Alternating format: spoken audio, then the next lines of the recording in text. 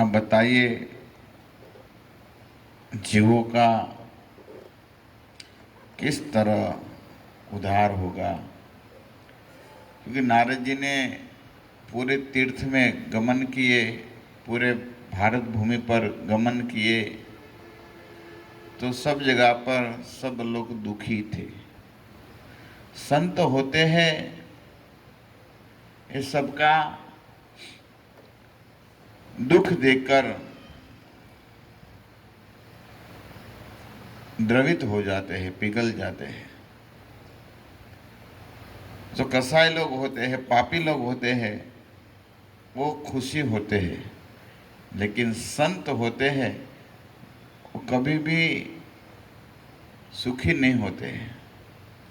मंद कराए करे भलाई। और संत का जो कोई खराब करते तो भी वो अच्छा ही चाहते हैं। वो परोपकारी जीव होता है।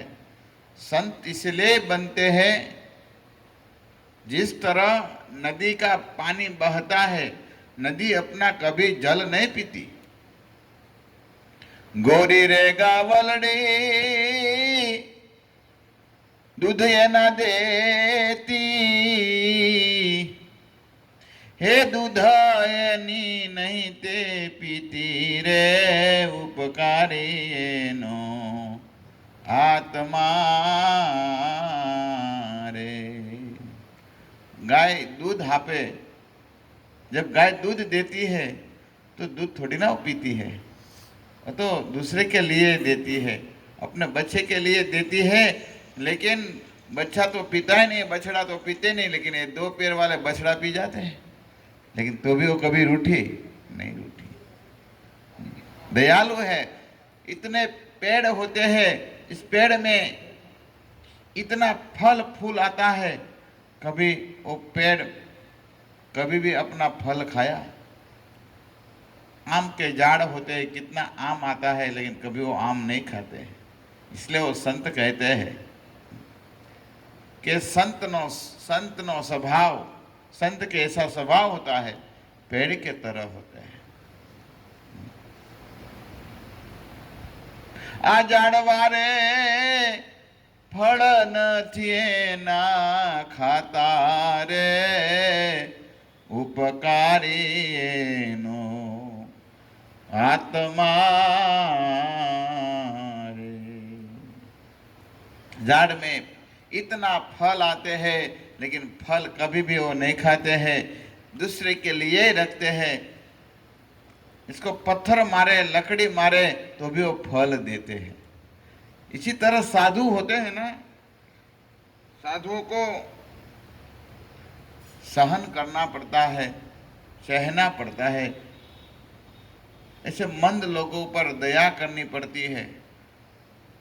क्या करे भाई, संसार में शास्त्र का ज्ञान नहीं है, भगवान के शरण में आया नहीं है, इसलिए साधु क्या करते हैं।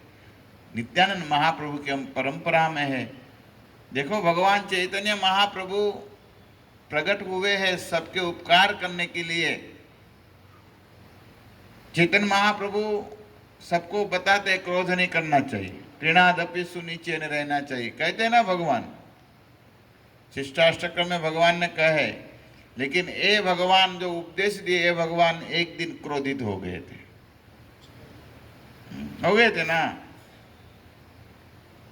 और नित्यानंद प्रभु को जब जगाए मदाई ने मारा, तब भगवान चक्र का आह्वान कर लिया था। लेकिन भगवान नित्यानंद प्रभु कहते हैं, प्रभु आपका इसलिए अवतार नहीं हुआ है, आपको कलयुग में पापी तापी लोग का उद्धार करने के लिए अवतार हुआ है। तो आप ही चक्र उठा लेंगे तो कैसे उद्धार होगा। तो मैं थोड़ा सहन नहीं करूं तो इसका उद्धार कैसे होगा, आपका दर्शन कैसे, आपकी कृपा कैसे प्राप्त होगा। सिखा है महाप्रभु ने, चक्र का हवन कर लिया, लेकिन नित्यानंद महाप्रभु के नहीं नहीं नहीं, आप दया करिए। दयालु है अवतार। इसी तरह संत होते हैं, वो दया करते हैं दूसरे पर, अपना कुछ भी करे। लेकिन क्या करे भाई, कलयुग में भी लोग भी इतना परेशान करने वाले संत को है। संत भी क्रोध नहीं करना है तो भी आ ही जाता है। नहीं करना चाहिए, बचना चाहिए, प्रयास तो करना चाहिए। हमारे गुरु महाराज कहते हैं संत जो साधु होते हैं जिसके पास क्रोध बहुत होता है। क्यों भाई? बोले गृहस्थी लोग होते हैं ना, तो गृहस्थी का अपनी पत्नी पर, अपने बच्चे पर, परिवार पर क्रोध निकलता है, और ये साधु को कहाँ निकालना चाहिए? वो सब एकत्रित किया होता है, और कभी कोई गलती किया तो इसके ऊपर पूरा बरस जाते हैं। है ना, स्वाभाविक है। नारद जी कृपा जीवों के लिए प्रश्न पूछा है। तब भगवान कह रहे हैं, ठीक है आप सुनिए। कृष्ण भगवान बता रहे हैं, पुरुषोत्तम मास ने भगवान पुरुषोत्तम को कहे सुंदर प्रार्थना किया है। प्रार्थना किया है इसमें कहे, वो प्रार्थना करते हो कहने लगे, हे प्रभु, पुरुषोत्तम मास कह रहा है, जो मलमास था, अभी पुरुषोत्तम नाम नहीं दिया है भगवान ने, वो मलमास कह रहा है, हे प्रभु, पूर्व काल में जिस प्रकार आप द्रौपदी की रक्षा किया था और दुष्ट दुशासन का उद्धार किया था प्रभु, इस तरह मेरा भी उद्धार करिए। देखो कितनी सुंदर लीला का एक शब्द बोला, लेकिन कितनी सुंदर बोल दिया। पूर्व काल में आप द्रौपदी की रक्षा किया था, द्रुपद सुता की लाज बसायो, ग्रह से गज को फंड छुड़ाए, ऐसे कृपा धाम को बार बार प्रणाम है। ऐसे भगवान अब कृपालु है। अभी कथा आएगी द्रौपदी की भी, आगे कथा आ रही तो हम द्रौपदी जी का चरित्र का गान करेंगे, क्योंकि द्रौपदी सती है। आज भी थोड़ा सती की कथा आएगी, क्योंकि हम कथा कह रहे हैं, इसमें धर्म का उपदेश चालू है, धर्मराज युधिष्ठिर की बातें चल रहा है, तो धर्म क्या होता है इसका थोड़ा हम विवेचन करेंगे। तो प्रार्थना कर रहे हैं कि आप द्रुपद कन्या द्रौपदी की रक्षा किया था और दुशासन का उद्धार किया था, मारा नहीं था, उद्धार किया, ऐसा बोलते हैं। और कहते हैं, प्रभु आप मुझ जैसे शरणागत को क्या रक्षा नहीं करेंगे? देखो ऐसे कातर भाव से भगवान के पास जाना चाहिए और दीनता से प्रार्थना करनी चाहिए, हे नाथ मैं आपको कभी भूलूं नहीं, मैं शायद भूल जाओ, हे नाथ आप मत मुझे भूलिए, मैं आपका हूँ, मैं आपका हूँ, मैं आपका हूँ, इसे प्रार्थना करनी चाहिए। कहते हैं, प्रभु कालिंदी में जिस प्रकार कालिया नाग के विष से आपने गोप और गौ की रक्षा की थी, हे दयामय आज भी मेरी रक्षा करिए। देखो आज प्रार्थना कर रहे हैं, भगवान स्वयं कह रहे हैं, कृष्ण युधिष्ठिर मार पांडव को कह रहे हैं, और आज एक गोलोक में मलमास भगवान पुरुषोत्तम कृष्ण को कह रहे, प्रभु आप जिस प्रकार कालिया नाग पर कृपा किया, प्रभु आप हमारे पर कृपा करिए। भगवान ने कितनी सुंदर कृपा किया है। कालिया नाग का डर था, बहुत डर था। वो किससे डरता था? गरुड़ जी से डरता था। एक बार झगड़ा हो गया था, गरुड़ जी तो का ऐसा तो खाना सर्प है, इसका तो खुराक है भाई, प्रसाद महाप्रसाद इसका सर्प है। तो मार रहे थे, तो कई सर्प ने एक दिन गरुड़ जी के सामने आके कहे, आप हर रोज इतना सर्प खा लेते हैं और बिगाड़ते हैं, तो एक एक हम आएंगे हर रोज, आप खा लेंगे, पेट भर के खा लो, एक सब यूनी आप सबको मार देंगे तो फिर कम पड़ेंगे सर। गरुड़ जी बोले ठीक है। तो एक दिन सब लोग एक एक दिन आ रहे थे, फिर जब ये कालिया का नंबर आया तो कालिया नहीं आया टाइम सर, और रमणीक द्वीप में भाग गया। रमणीक द्वीप में क्यों भाग गया?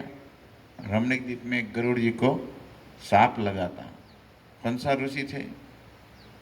शौभरी मुनि, आप नाम सुने हैं ना?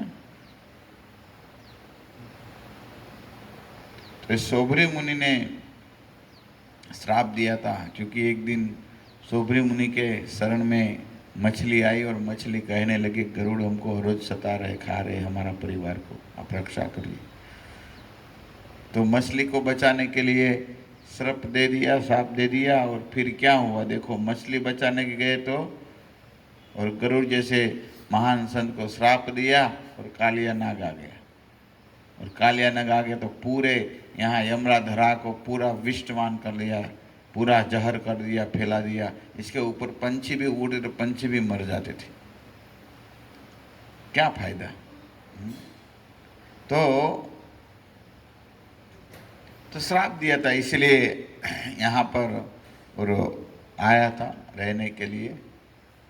फिर भगवान एक दिन अपने बाल गोपाल मित्र के साथ जब गाय चराने जा रहे हैं, तो यहाँ पर जब भगवान के सब गोप बाल को प्यास लग गई, गाय को प्यास लग गई, जब पीने गए तो मूर्छित हो जाते हैं। वो कहते, कृष्ण बचाए, हमारी रक्षा करिए। भगवान तुरंत जाते हैं, देखे कालिया नाग का विष इतना इस यमुनाधरा में। भगवान कूदे हैं और कालिया नाग के साथ युद्ध किए हैं भगवान ने। नरसिंह मेहता ने बहुत सुंदर ये युद्ध का वर्णन अपने काव्यों में किए हैं। अब बहुत सुंदर ये वर्णन है।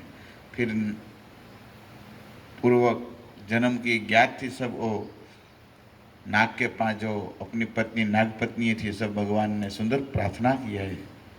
और तब कालिया पर भगवान डांस किया था ना। फिर कालिया कहते अंत में, प्रभु भगवान के यहाँ से भागो, चलो, मेरे घर में रहकर मेरे घर वाले को मारने की इजाजत किसने दी। वृंदावन भगवान का धाम, इतना ही नहीं, वृंदावन भगवान का घर है। उनको पता है ना, वो प्रयागराज गधा बन गए, कथा पता है, नहीं पता है।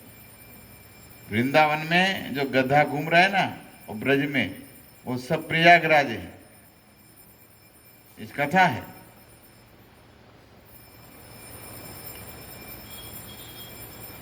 तो अभी कहने का अर्थ है, तो एक दिन भगवान ने इस कालिया नाग को कहे भाई, तब नाचे। तब कालिया नाग ने प्रार्थना किया, प्रभु मेरी गलती हो गई, आप मुझे क्षमा करिए, आप मुझे बोलो यहाँ से निकल जाओ, लेकिन मुझे आपका मर्सिडीज जो गाड़ी है ना, वो परेशान करती है। गरुड़ जी, वाहन आपका हमको परेशान करते हैं, हमको मार देंगे। भगवान बोले, आपका अभी गरुड़ कुछ नहीं करेंगे, क्योंकि गरुड़ जी वैष्णव है और वैष्णव को नहीं चताते। तो कालिया नाग बोले, मैं कैसे वैष्णव हो गया, मैं तो तमोगुनी और मेरा स्वभाव है। तो भगवान बोले, जिसके भाल में मेरा चरण पड़ जाता है ना, वो वैष्णव बन जाते हैं। इसलिए हमारे भाल में हर रोज वैष्णव तिलक करना चाहिए। वो जो दो रेखा है ना, वो भगवान के सी चरण है। भगवान के सी चरण जिसके भाल में पड़ गए, गरुड़ रूपी काल भी हमारा कुछ बिगाड़ नहीं पाएंगे। समझे हमारी बात। इसलिए हर रोज भक्त को तिलक बिना रहना नहीं चाहिए। चाहे आप रात में भी स्नान करें तो भी स्नान करके तिलक करना चाहिए। तिलक बिना कभी भी नहीं रहना चाहिए। कोई भरोसा नहीं, कभी भी काल हमारे पर आ जाए। तो तिलक हुआ होगा तो कम से कम डरेंगे, भाई यमराज के दूत ये वैष्णव का भक्त है भाई। और गोपी चंदन की बहुत महिमा है, गर्ग संहिता में वर्णन किए हैं गर्ग जी ने, आप पढ़ सकते हैं। तो इसी तरह यहाँ कालिया नाग का उद्धार किए। हे नाथ, पुरुषोत्तम मास कह रहे, प्रभु मेरा आप उद्धार नहीं करेंगे। आप ऐसे तमोगुण, वो भी आपके भक्त को परेशान किया था, मार दिया था। प्रभु मैंने तो ऐसा कुछ किया नहीं, मैं तो इसलिए आया हूँ, ये सब लोग मेरी अवहेलना करते हैं, मेरे देखकर मुझे घृणा करते हैं। प्रभु मेरी क्या गलती, मैं तो प्रकट आपसे हुआ हूँ। हम सबको भी ऐसी प्रार्थना करनी चाहिए, प्रभु जन्म देने वाले तो आप हैं, वो तो केवल रज वीर्य से इस शरीर का जन्म होता है, मूल तो अंत आप ही है प्रभु, प्रकट तो आपने ही किया है। इसलिए हे नाथ, इस भवकूप में मैं पड़ा हूं, इस भवकूप से आप मुझे निकालिए। हम इस भवकूप में पड़े हैं। इसलिए शंकराचार्य कहते हैं, इस संसार में जो लोग पड़े हैं, आप निकलिए। पुनरपि जननम पुनरपि मरणम पुनरपि जननी जठरे शयनम भज गोविंदम भज गोविंदम गोविंदम भज मूढ़मते। हे गोविंद, हे गोपाल, मैं आपका भजन करूं। शंकराचार्य कहते हैं, ये बार बार माँ की गर्भ में आने का, बार बार जन्म लेने का क्यों क्यों कर रहे हैं? क्योंकि देखो, चाहे मनुष्य स्त्री हो, इसके गर्भ में आना, या प्राणी के गर्भ में आना, या पंछी के गर्भ में आना, तो दुख ही है, सुख नहीं है। तो बार बार क्यों भाई हम ये जन्म ले? ऐसे प्रार्थना करो। आज अधिक मास, पुरुषोत्तम मास हमको सिखा रहे हैं, हम सबको भगवान पुरुषोत्तम का शरण लेना चाहिए। और ऐसे पुरुषोत्तम का कोई शरण लेते हैं तो भगवान निश्चित हमारी रक्षा करते हैं। हे प्रभु, हे दयामयी, आज आप मेरी रक्षा क्यों नहीं कर रहे हो? पशुओं तथा पशुपालकों की, स्त्रियों की अपने जिस प्रकार सर्प वन में लगी दावाग्नि से रक्षा की थी। कह रहे भगवान एक बार गाय चराने सब गए थे, और यहाँ पर वन में जब आग लग गई तो भगवान ने आग पी लिया था, दावाग्नि पी लिया था। सुखदेव गोस्वामी भागवत में वर्णन करते हैं। तो हे प्रभु, मैं भी इस दावाग्नि से जल रहा हूं। इस जन्म मृत्यु का वो दावाग्नि है। हमारे विश्वनाथ चक्रवर्ती ठाकुर गुरुवाष्टक में कहते हैं ना, संसार दावा नल ढलोक। ये संसार दावानल है, हम भी इस दावानल अग्नि से जल रहे हैं। नाथ, आप हमारे पर कृपा करिए। आप देखो, पल पल हम जल रहे हैं। कोई काम, क्रोध, मोह, द्वेष, इससे सब जल रहे हैं। इसलिए कोई संत का आश्रय ले ले, या भगवान के कोई आश्रय ले ले, तो भगवान और संत इसका उद्धार करते हैं, कृपा करते हैं, क्योंकि कृपालु है दोनों। हे प्रभु, अत्याचारी मगधाधिपति जरासंध ने जिस प्रकार अपने अन्य राजाओं की रक्षा की, उसी प्रकार हे प्रभु आप मेरी रक्षा करिए। वो कह रहे हैं, जैसे मगधपति जरासंध ने कई ब्राह्मणों को जेल में पूर दिया था ना, और कई राजाओं को बंदी किया था। ये सब राजाओं ने, ऋषियों ने सब प्रार्थना किया था। वो कौन सा श्लोक बोले थे? कई श्लोक बोले थे। इसमें हम हर रोज एक प्रार्थना का श्लोक बोलते हैं ना, कृष्णाय वासुदेवाय हरये परमात्मने। ये श्लोक है ना, वो सब राजसी ब्राह्मण लोगों ने बोले हैं, भगवान को प्रार्थना किया है। हे प्रभु, प्रणत क्लेश नाश, आप तो सब दुख दूर करने वाले हैं नाथ। हे गोविंद, आप हमारी रक्षा कीजिए। इसी तरह रक्षा करना भगवान के पास मांगना चाहिए। तो यहाँ पर देखो, एक एक लीला भागवत की याद आ रही है ना। एक एक लीला को मलमास, अधिक मास भगवान को प्रार्थना कर रहे हैं। तो आप ऐसी हर रोज प्रार्थना करिए, भगवान के पास आइए, हे गोविंद आप कालिया नाग का उद्धार किया, क्या मेरा उद्धार नहीं करेंगे? हे जगन्नाथ, हे दयालु, हे गौरनिताय, आप जगाए मदाय जैसे पापी का जो उद्धार करते हैं, तो मैं जगाए मगाए जैसा तो पाप नहीं किया है। प्रार्थना करनी चाहिए ऐसे भगवान। भगवान बहुत कृपालु है, दयालु है, जरूर हमारी रक्षा करेंगे भगवान। हे प्रभु, ग्राह ग्रसित गज की जिस प्रकार आपने रक्षा की, इसी भांति मेरी रक्षा कीजिए। 8वां स्कंद की कथा कह रहे हैं। हे प्रभु, जिस तरह वो ग्राह जल में फंस गए थे, ग्राह ने हाथी को जब घेर लिया था, ग्राह मतलब मगर, और हाथी को फंसा दिया था, और जिस हाथी ने, ग्राह ग्रसित हाथी ने जब हे प्रभु आपका शरण लिया और आप इसकी रक्षा किया, प्रभु इस प्रकार मेरी रक्षा कीजिए। ये एक एक लीला, आपको श्लोक नहीं आते तो छोड़ो, वो तो सब श्लोक में प्रार्थना की है, लेकिन हम इस लीला को याद करके भगवान के सामने बोलते हैं ना, तो भी भगवान प्रसन्न हो जाते हैं। भगवान अपने जब लीला अपना, मैं कल बताया ना, भगवान जब अपनी अपनी लीला सुनते हैं ना, तो भगवान द्रवित हो जाता है, पिघल जाते हैं भगवान, और कृपा कर देते हैं और कहते हैं जीव इतनी शरण में आके मेरी एक एक उपकार याद कर रहे हैं, भगवान कृपा कर देते हैं, हमारे दया का स्रोत बरसा देते हैं। याद करिए, हर रोज भगवान के सामने ऐसी प्रार्थना करने। हे नर नारायण, इस प्रकार मैं निवेदन करता हूँ, हे प्रभु, हे कृष्ण, हे पुरुषोत्तम जी, आप मेरी रक्षा करिए। अश्रुप्रवाहित आँख से आंसू आ रहा है, भगवान को प्रार्थना भी करना है ना, तो हृदय से प्रार्थना करनी चाहिए।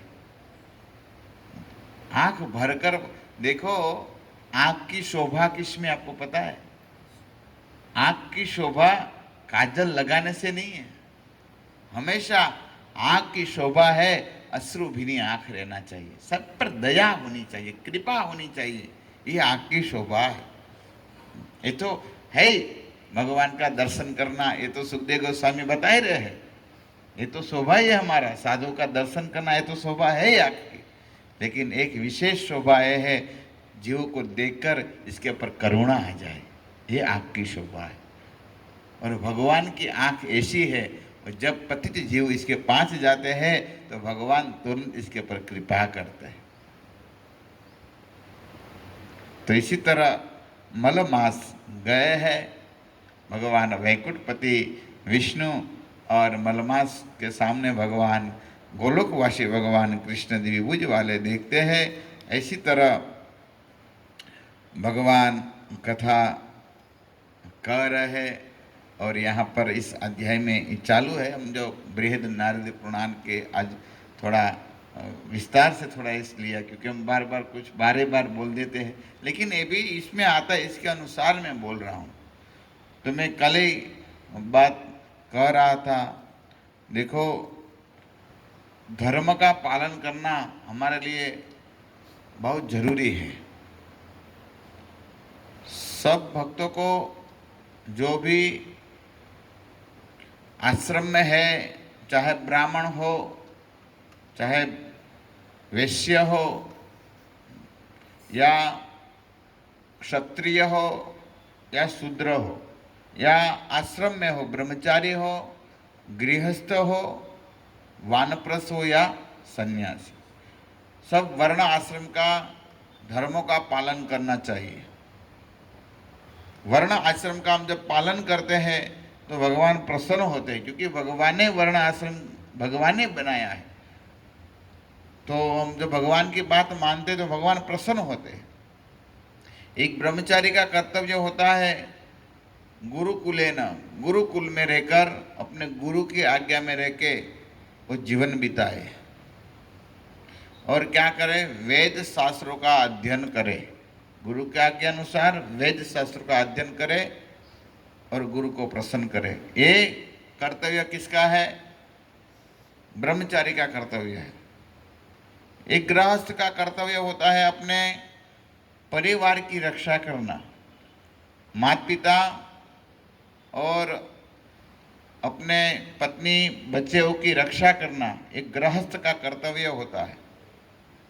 एक वानप्रस्थ का कर्तव्य है सब छोड़कर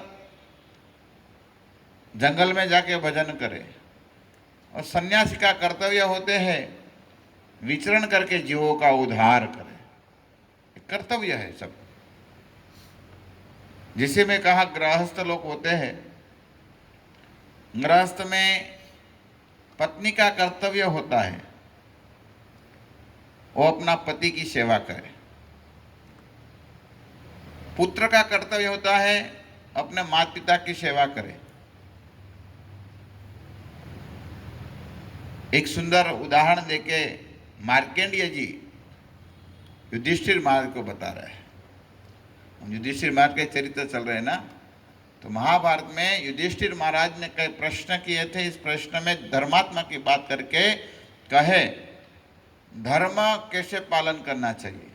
जैसे भगवान ठाकुर जी गीता में कहते हैं 18वां अध्याय में 66 नंबर के श्लोक में क्या कहते हैं भगवान, सर्वधर्मान परित्यज्य मामेकम शरणं व्रज अहं तां सर्व पापेभ्यो मोक्षयिष्यामि मा शुचः। भगवान कहते हैं सर्वधर्म छोड़कर मेरे शरण में आ जाओ। तो क्या ऐसा है गृहस्थ लोग अपने पत्नी पुत्र को परिवार को छोड़कर भगवान का शरण पकड़ ले? भगवान ऐसे नहीं कहे। भगवान का शरण लेना मतलब भगवान ने जो कहे है, इस शास्त्र में कहे बात को स्वीकार करना, ये शरण है। भगवान गीता में कहे ना 16वें अध्याय में, जो मैं कहा इस शास्त्र को जो नहीं मानते हैं वो न सुखम न परम गति कभी प्राप्त नहीं कर पाएंगे। जिसको गति प्राप्त करना है तो भगवान ने जो कहे वो करना पड़ेगा। वर्ण आश्रम में भगवान ने कहे वो इसका शरण है। गृहस्थ होके भी भजन करना और भगवान का यथानुसार सेवा करना। अम्बरीश महाराज बहुत बड़े राजा थे और कई जगह पर लिखा है अम्बरीश महाराज को बहुत पत्नी थी, 1 करोड़ पत्नी थी, ऐसे वर्णन है। तो भी भजन करते थे। हमारे भक्ति वेदांत स्वामी प्रभुपाद जी गृहस्थी थे और इसमें देखो आज पूरा संप्रदाय स्थापित कर दिया और कई हजारों जीव को भगवान की सेवा में लगा दिया, लाखों जीव को लगाया ना, नहीं लगाया? तो गृहस्थ भी प्रभुपाद ने सेवा किया सब जीवों का और भगवान की भक्ति किया। हाँ, जब समय आ गया भाई वानप्रस्थ का समय, तब ले लेना चाहिए। वानप्रस्थ लेके संन्यास होना चाहिए, ये नियम है। 50 साल तक गृहस्थ में रहो, 51 51 आ गया तो वन में भाग जाओ। फिर पत्नी में सब बच्चे में आसक्त मत हो। और चाहे जो भी रखे ना रखे आपको टेंशन नहीं है। फिर वो रोते मेरी पत्नी का क्या होगा, कुछ नहीं होगा, निकल जाओ, सब हो जाएगा। भगवान पर भरोसा तो करो, हो जाएगा। होता है नहीं होता है, लेकिन 51 होता है बाद में आसक्ति लगता है दादा बनने से। व्याज आता है ना, व्याज को संभालने के। ओहो,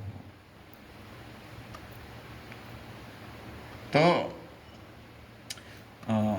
गृहस्थ जीवन तो एक बार भगवान की जो कथा है यहाँ पर युधिष्ठिर महाराज बहुत सुंदर प्रश्न किए मार्कंडेय जी को। मार्कंडेय बता रहे हैं कि एक बार एक कौशिक नाम के ब्राह्मण था, तेजस्वी धर्मात्मा ब्राह्मण था, कोई साधारण नहीं था। बहुत वेदों का अध्ययन किया था, इतना अध्ययन किया था शास्त्रों का, और इसके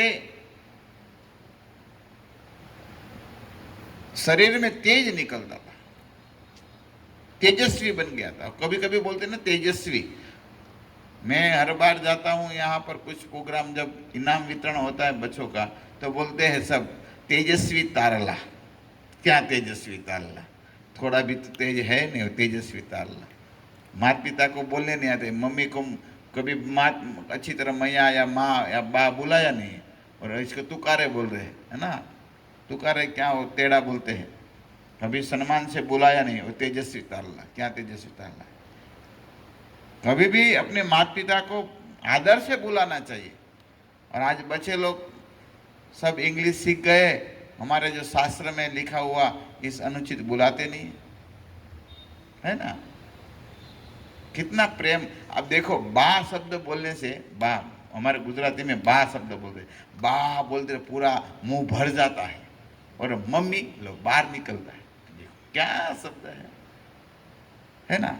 बा शब्द इसलिए हमारे क्षत्रिय समाज में कोई भी माता होती है ना, जब छोटी हो तब इसके पीछे बा लगाता है, बा शब्द लगते हैं। और माता जी को तो बोलते ही है, बा तो बोलते हैं गाँव में। माता शब्द कितना सुंदर है, शोभायमान शब्द। माता, माता जी बोले थे तो कितना सुंदर भर जाता है। अभी तो लेके मॉम, क्या मॉम, और डैड ऐसे मार देते मॉम डैड को, ऐसे। मॉम मतलब पुतला है, और मम्मी आप पता है ना, वो एक भूगोल में इधर पढ़ते तब आता था। तो कहने का अर्थ है प्रेम से बोला। ये धर्मात्मा था, ब्राह्मण बहुत तेजस्वी था, विद्वान था। इस ब्राह्मण हर रोज वेद अध्ययन करता था, जंगल में जाता था, जंगल में वेदों का, शास्त्रों का अध्ययन करता था। एक दिन ऐसा हुआ, एक बगुली इस पेड़ पर ऊपर बैठी थी, और पशु पंछी प्राणी वो अपना कभी भी वेग आता है, या मल का वेग या मूत्र का वेग, वो रोक नहीं सकते हैं। बंदर सब प्राणी सब अपना वेग नहीं रोकते हैं, कभी भी वो त्याग देते हैं। तो बगुली ऊपर बैठी थी, तो इसके शरीर में वेग आया और इसने विष्ठा किया, और विष्ठा किया तो नीचे वो कौशिक नाम के ब्राह्मण बैठे थे, वो वेद पढ़ रहे थे, तो इसके मस्तक पर पड़ा, ऐसे कपाल पर कुछ पड़ा, ये विष्ठा। और विष्ठा किया तो देखे, ऊपर देखा, ऊपर देखा, मन में, महाभारत में मन में इसके ऊपर थोड़ा घृणा आ गया। अरे रे मेरे पर मैं पढ़ रहा हूँ और ऐसा विष्ठा किया। तो देखा तो इसका वेद का, शास्त्र का इतना अध्ययन था, तेज था ना, वो आँख से वो दृष्टि निकला, वो दृष्टि से वो बगुली थी वो नीचे गिर गई, और नीचे गिर गई, वो सामने मर गई।